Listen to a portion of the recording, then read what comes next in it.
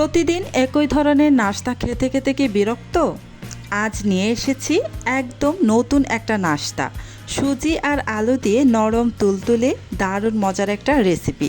একবার বানালে বারবার খেতে ইচ্ছে করবে, আর সবাই তো রেসিপি জানতে চাইবে। চলুন দেখে নেই কীভাবে খুব সহজে বানাবেন এই নতুন সুজি আর আলুর নাস্তা। প্রথমে একটি বাটির মধ্যে মেজারমেন্ট কাপে মেপে 1.5 কাপ পরিমাণ সুজি আর 1/2 কাপ পরিমাণ চাউলের গুঁড়া নিয়েছি। তারপর 1/2 চা চামচ পরিমাণ আস্ত জিরা আর স্বাদ অনুযায়ী লবণ দিয়ে নর্মাল পানি দিয়ে একটি মিশ্রণ তৈরি করে নিব। প্রথমে সামান্য একটু পানি দিয়ে দিয়েছি, দিয়ে কাঁটা চামচের সাহায্যে নাড়াচাড়া করে ভালোভাবে পানির সাথে মিশিয়ে নিচ্ছি। এভাবে অল্প অল্প পানি দিয়ে আমি এই সুজির মিশ্রণটা রেডি করে নেব।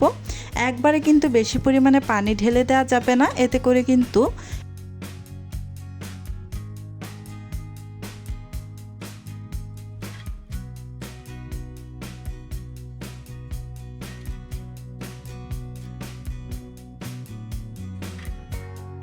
পাতলা হয়ে যেতে পারে। সেই জন্য আমি অল্প অল্প পানি দিয়ে এই মিশ্রণটা রেডি করে নিচ্ছি।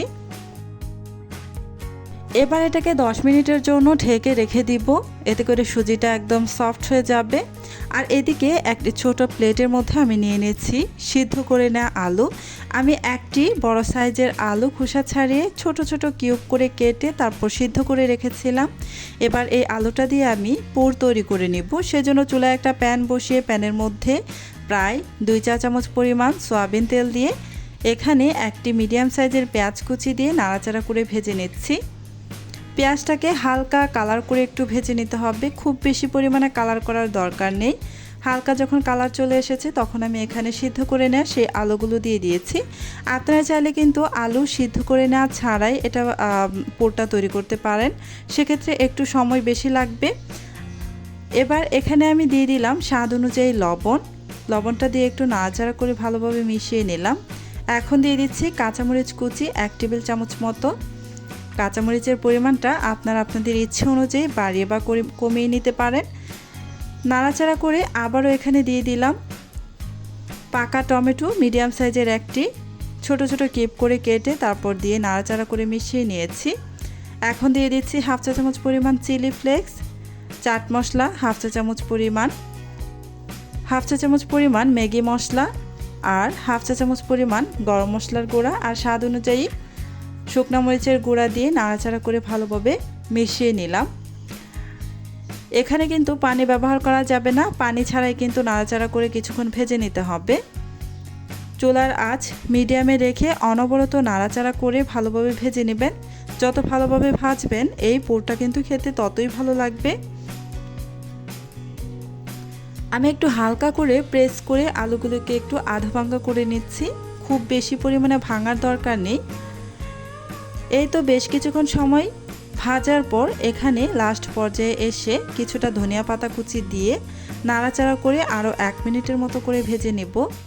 ধনিয়া পাতাটা দেওয়ার পর 1 মিনিট পরিমাণ ভেজে নিলেই হবে। এই যে ভাজা আমার হয়ে গিয়েছে, এবার এটাকে নামিয়ে রেখে দিব। আর এদিকে আমি যে সুজিটাকে ভিজিয়ে রেখে দিয়েছিলাম প্রায় 10 মিনিটের মতো আমি রেস্টে রেখেছি।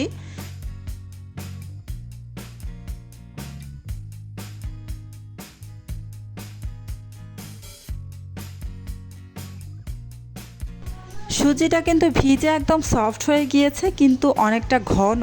এটাকে আরও একটু লিকুইড করে নিতে হবে, তবে খেয়াল রাখতে হবে খুব বেশি পরিমাণে কিন্তু লিকুইড করা যাবে না। এই যে একটু তুলনামূলক ভালোই ঘন রাখতে হবে। সামান্য একটু পানি দিয়ে কাঁটা চামচের সাহায্যে নাড়াচাড়া করে মিশ্রণটাকে রেডি করে নিতে হবে। আমি অল্প অল্প খুবই সামান্য করে পানি দিয়ে মিশ্রণটা রেডি করে নিচ্ছি। যারা আমার ভিডিওটা দেখছেন কিন্তু এখনও পর্যন্ত লাইক দেননি, প্লিজ আমার ভিডিওতে একটা লাইক দিয়ে দিবেন। আর আমার চ্যানেলটা যদি আগে থেকেই সাবস্ক্রাইব করে দেওয়া না থাকে, প্লিজ আমার চ্যানেলটা সাবস্ক্রাইব করে পাশে থাকা বেল আইকনটা প্রেস করে রাখবেন। এতে করে নিত্য নতুন রেসিপিগুলো আপনারা সবার প্রথমে পেয়ে যাবেন। এই তো মিশ্রণটা আমার রেডি। চলে এসেছি চুলায় একটা প্যানের মধ্যে 1/2 চামচ মতো তেল দিয়ে দিলাম। এবার ব্রাশ দিয়ে ভালোভাবে ব্রাশ করে নেব প্যানের মধ্যে। এতে করে নাস্তাগুলো যখন আমরা ভাজবো তখন কিন্তু এই নাস্তাটা খুব সহজেই উঠে আসবে। এই যে চামচের সাহায্যে আমি এখানে কিছুটা মিশ্রণ দিয়ে দিলাম, দিয়ে উপর থেকে আমি এই যে পুরটা যে রেডি করে রেখেছিলাম সেখান থেকে পুর নিয়ে আমি উপর থেকে এই যে এভাবে বিছিয়ে দিয়ে দিচ্ছি। আমি আমার পরিমাণ মতো এখানে দিয়ে দিচ্ছি। উপর থেকে এভাবে ভালোভাবে বিছিয়ে নিয়ে তারপরে এর উপরে আবারও মিশ্রণ ঢেলে সমান করে নিতে হবে, এই পুরটাকে ঢেকে দিতে হবে। আমি আবারও চামচের সাহায্যে কিছুটা মিশ্রণ নিয়ে নিলাম, নিয়ে এই যে উপরে দিয়ে ভালোভাবে ঢেকে নিচ্ছি।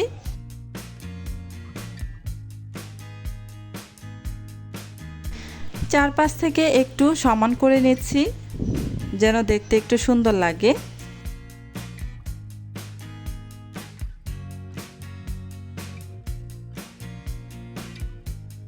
চুলার আঁচ একেবারেই লো আঁচে রেখে ঢাকনা দিয়ে ঢেকে আমি প্রায় 2 মিনিটের মতো অপেক্ষা করব। 2 মিনিট পর ঢাকনাটা আমি উঠিয়ে নিয়েছি।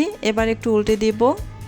আপনারা চাইলে এখানে তেল দিয়ে এপিট ওপিট করে উপরটা মুচমুচে করে ভেজে নিতে পারেন, তবে আমি একদম মুচমুচে করে ভাজবো না, যেন সফট থাকে। আবারও ঢাকনা দিয়ে ঢেকে দিলাম আরও 2 মিনিটের মতো। চুলার আঁচ মিডিয়ামেই আছে। এই যে আবার উল্টে দিলাম। এই নাস্তাটা কিন্তু আমার হয়ে গিয়েছে, তাই নামিয়ে নিচ্ছি। সেমভাবে আমি সবগুলো নাস্তা বানিয়ে নেব। এই যে চামচের সাহায্যে কিছুটা মিশ্রণ প্যানের মধ্যে দিয়ে উপর থেকে কিছুটা পুর দিয়ে দিচ্ছি। পুরটাকে এভাবে ভালোভাবে বিছিয়ে নিতে হবে, একসাথে দলা পাকিয়ে রাখা যাবে না। উপর থেকে আবারও কিছুটা মিশ্রণ দিয়ে পুরটাকে ঢেকে দিচ্ছি। এভাবে কিন্তু আমি সবগুলো নাস্তা বানিয়ে নিব। দেখলেন তো কত সহজে আর খুব কম উপকরণ দিয়ে তৈরি হয়ে গেল আজকের একদম নতুন এই নরম তুলতুলে সুজি আর আলুর নাস্তা। আশা করি আপনাদের সবারই অনেক ভালো লেগেছে, আর আপনারা বাসায় অবশ্যই একবার ট্রাই করে দেখবেন। এই ধরনের সহজ কম খরচের কিন্তু দারুণ মজার রেসিপি যদি আরও দেখতে চান তাহলে ভিডিওটাতে একটা লাইক দিয়ে আমাকে জানাতে পারেন। আপনার একটা ছোট লাইক আর শেয়ার আমার জন্য অনেক বড় অনুপ্রেরণা। আর যদি এখনও চ্যানেলটি সাবস্ক্রাইব করে দেওয়া না থাকে তাহলে অবশ্যই সাবস্ক্রাইব করে পাশের বেল আইকনটি অন করে রাখবেন, যাতে নতুন কোনো রেসিপি আপলোড করলে সবার আগে আপনারা পেয়ে যান। আল্লাহ।